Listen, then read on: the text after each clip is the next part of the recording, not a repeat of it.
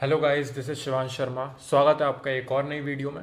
हमारी एक्सरसाइज 3.6 जो है linear equation in two variable की, उसके हम क्वेश्चन फर्स्ट के थर्ड पार्ट पे आ चुके हैं। हमारे पास दो इक्वेशन गिवन है। ये हमारी फर्स्ट इक्वेशन है जो कि है 4/x plus 3y is equals to 14। Second equation हमारी जो है 3/x minus 4y is equals to 23। ठीक है, ये दो इक्वेशन गिवन है। ये reducing pair of linear equation मैंने इसलिए लिख रखा है क्योंकि हम यही प्रोसेस के थ्रू इन इक्वेशंस को सॉल्व करते हुए जो हमें फाइंड करना है एक्स और वाई, उनकी वैल्यू फाइंड कर रहे हैं। रिड्यूस क्यों करना पड़ रहा है, reducing pair of linear equation का यूज क्यों हो रहा है? क्योंकि ये जो हमारा वेरिएबल है ये डिनोमिनेटर में आ गया। ये डिनोमिनेटर में आने के वजह से हमें रिड्यूस करना पड़ रहा है, क्योंकि ये डिनोमिनेटर वाले पार्ट को सॉल्व करना टफ है। मैंने आपको बताया था प्रीवियस जो दो क्वेश्चन करे हमने उसमें। ठीक है, तो मैं जो प्रोसेस बता रहा हूं उस प्रोसेस को फॉलो करते हुए आप चलोगे तो आप एक्स और वाई को फटाफट फाइंड कर लोगे बिना कोई गलती के। ठीक है, तो मैं इसमें वाई वाले पार्ट को भी रिड्यूस करूंगा, चाहे वो डिनोमिनेटर में नहीं है, क्योंकि अभी तक हमारे जो क्वेश्चंस थे उनमें एक्स और वाई दोनों को रिड्यूस करते हुए आए हैं हम, और उस प्रोसेस के थ्रू एक्स और वाई में हमने कभी कोई गलती नहीं करी। तो मैं उस प्रोसेस के थ्रू ही चलूंगा और उसके बाद हम उन्हें रिप्लेस कर लेंगे इन दी एंड। आप वो धीरे धीरे जब आप उस प्रोसेस को समझने लगोगे तो आपको पता चल जाएगा कि किस तरीके से एक्स और वाई को रिड्यूस करके हम उन तक पहुंचते हैं एलिमिनेशन मेथड को यूज करते हुए। ठीक है, क्वेश्चन में आगे बढ़ते हैं। पहले इसको अरेंज करना, मैंने आपको सबसे पहले यही बताया था कि अपना मेन मोटिव है कि ये जो एक्स वाला पार्ट है इन दोनों के पास अगर कोई भी न्यूमेरिकल वैल्यू है तो या तो वो सेम हो, और अगर सेम नहीं है तो अपन उसको किस तरीके से लिखते हैं, जैसे कि ऊपर 4 है तो इनटू में 1 में x लिख रहा हूं मैं, क्योंकि ये 4 वाला पार्ट इसके पास तो है लेकिन इधर ये 3 है, तो आप इस 4/x को एक यूनिट नहीं मान सकते। तो यहां पे आपको 4 इंटू 1/x लिखना ही पड़ेगा, प्लस यहां पे आप 3 इंटू वाई लिख लीजिए इज इक्व टू 14।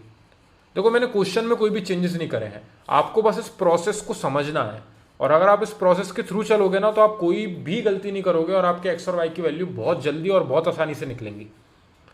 3 इंटू यहां पर भी मैंने 1/x लिखा minus 4 into Y is equal to 23। अब ये जो मैंने 1/x लिखा है ये मैंने इसलिए किया ताकि दोनों जगह सेम मिले मेरे को।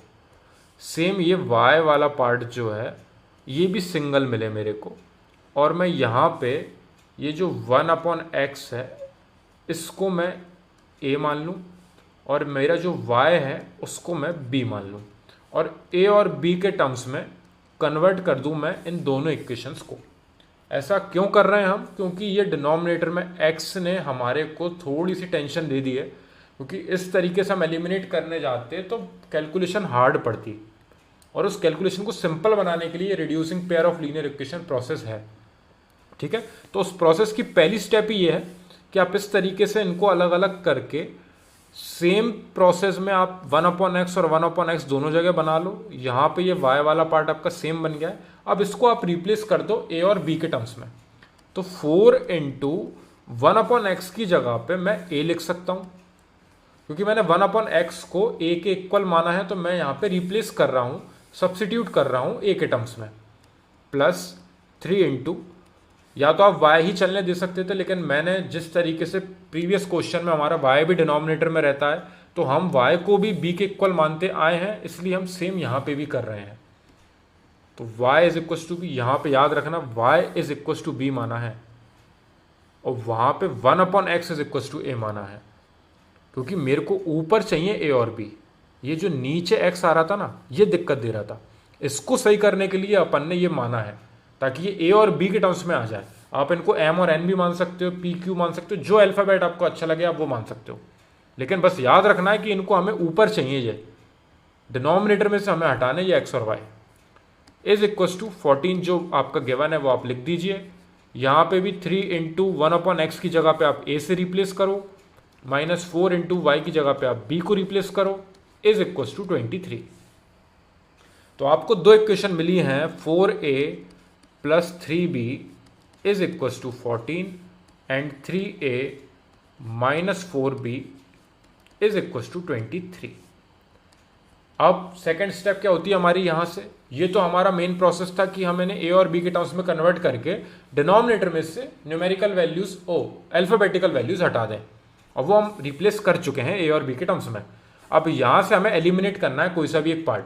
तो हमें दिख रहा है कि ये बी वाले पार्ट पे एक के पास माइनस है, एक के पास प्लस है, तो हम बी वाले पार्ट को एलिमिनेट करने पे फोकस करेंगे। कैसे होगा एलिमिनेट, यहाँ पे 3b है, यहाँ पे 4b है, तो 3 यहाँ पे है, यहाँ पे 4 है, तो इनको सेम बनाने के लिए मैं अगर 4 का इंटू कर दूं इस इक्वेशन में, तो ये 4 3 12b आ जाएगा यहाँ पे। एंड सेम इस इक्वेशन में मैं 3 का इंटू कर दूं तो यहाँ पे भी 12b आ जाएगा, और एक माइनस का 12b और एक प्लस का 12b कैंसिल हो जाएंगे। जो एलिमिनेट करना था हमें वो एलिमिनेट हो जाएगा, और ए वाले पार्ट को हम सॉल्व करके निकाल लेंगे। ठीक है, तो इस पूरी इक्वेशन में 4 का मल्टीप्लाई कर रहा हूँ। याद रखना ये बी वाले पार्ट को सेम बनाने के लिए सिर्फ बी में इंटू मत कर देना, पूरी इक्वेशन में मल्टीप्लाई होता है। तो 4 का 4a में मल्टीप्लाई हुआ तो 16a आया आपका, प्लस 4 3 12b जो आपको बनाना था वो आप बना चुके हो, 12b इज इक्वल टू 14 का 4 में मल्टीप्लाई करा हमने, हमें मिला 56। सेकेंड इक्वेशन पे आते हैं, 3 का 3 में मल्टीप्लाई किया 9a माइनस 4 3 12b। देखो ये 12b और ये 12b, एक प्लस का एक माइनस का, अब ये एलिमिनेट हो जाएंगे आराम से नेक्स्ट स्टेप में। फिर हमारे पास a वाला पार्ट बचेगा और न्यूमेरिकल वैल्यू बचेगी इक्वल टू की दूसरी साइड। तो 56 यहाँ पे आया, 23 का 3 में मल्टीप्लाई, 3 3 9 और 3 2 6, 69 आई हमारी यहाँ पे इस वाले सेकेंड इक्वेशन में हमारी न्यूमेरिकल वैल्यू। ठीक है, ये दोनों इक्वेशन आ चुकी हैं। अब इनको एलिमिनेट करते हैं हम नेक्स्ट पेज पे। दोनों इक्वेशंस को लिख लेते हैं, 16a plus 12b is equal to 56 and second equation है हमारी 9a minus 12b is equal to 69। ये मैंने एक के नीचे एक क्यों लिखी है, क्योंकि अब हम एलिमिनेट कर रहे हैं हम, इसलिए इसको इसी ऑर्डर में अरेंज करते हैं। तभी मैं बोल रहा हूँ कि आप इस पूरे प्रोसेस को अच्छे से समझोगे और इसी प्रोसेस के अकॉर्डिंग चलोगे स्टेप बाय स्टेप, तो आपके सारे क्वेश्चन सही होंगे। यहाँ पे एलिमिनेट हो गया 16a, ऊपर आपका ये जो बचा है प्लस साथ में प्लस 9a आ गया आपका इस साइड। याद रखना अगर कोई भी साइन नहीं गिवन है आगे मतलब प्लस का साइन है, सेम इसके पास भी प्लस का साइन है, तो इक्वल्स टू के उस साइड 56 प्लस 69 हो जाएंगे। 16a प्लस 9 है आपके हुए 25a इज इक्वल्स टू 56 और 69 आपके हुए 125। Then a is equals to 125 divided by 25, 25 one जा 25 5 जा, a की वैल्यू आपकी आ गई है 5। ठीक है, ये 25 जो था ये इधर डिवाइड में आ गया 125 के पास, और ये कैंसिल हो गया 5 टाइम्स। a की वैल्यू आपकी 5 आ गई है। b निकाल लेते हैं अब हम, b के लिए हम इस वाली इक्वेशन में पुट कर देते हैं।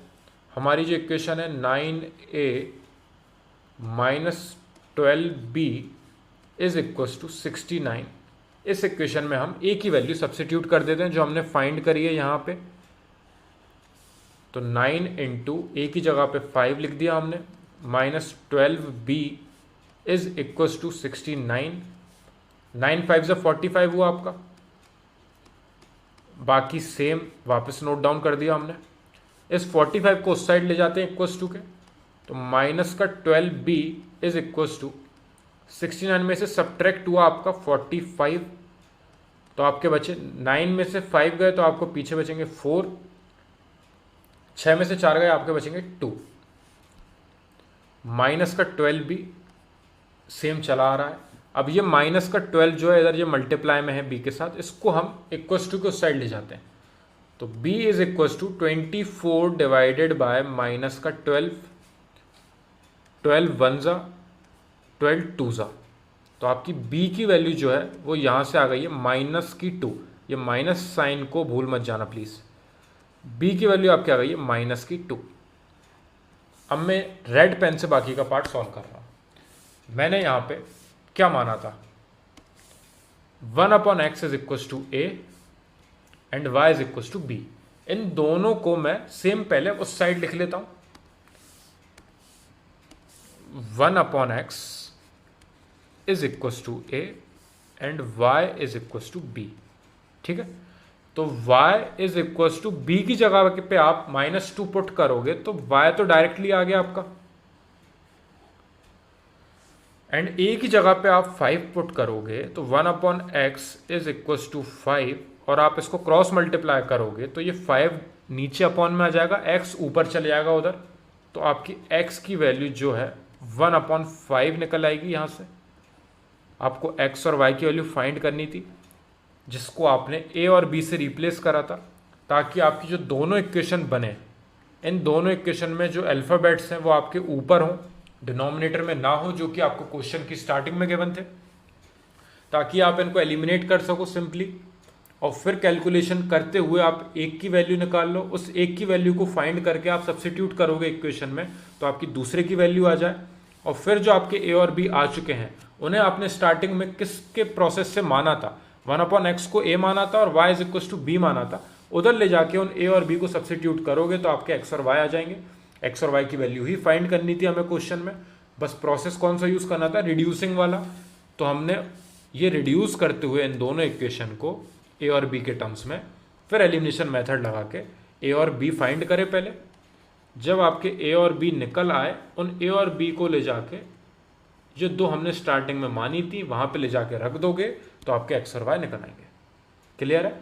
जो भी डाउट हो आपका इस क्वेश्चन में, या फिर इससे पहले के जो 2 क्वेश्चन मैंने करवाए हैं ये रिड्यूसिंग वाले प्रोसेस से, आप मेरे को कमेंट सेक्शन में बताना, हम उन डाउट्स को क्लियर करके नेक्स्ट क्वेश्चन पे बढ़ेंगे। Thank you very much for watching this video.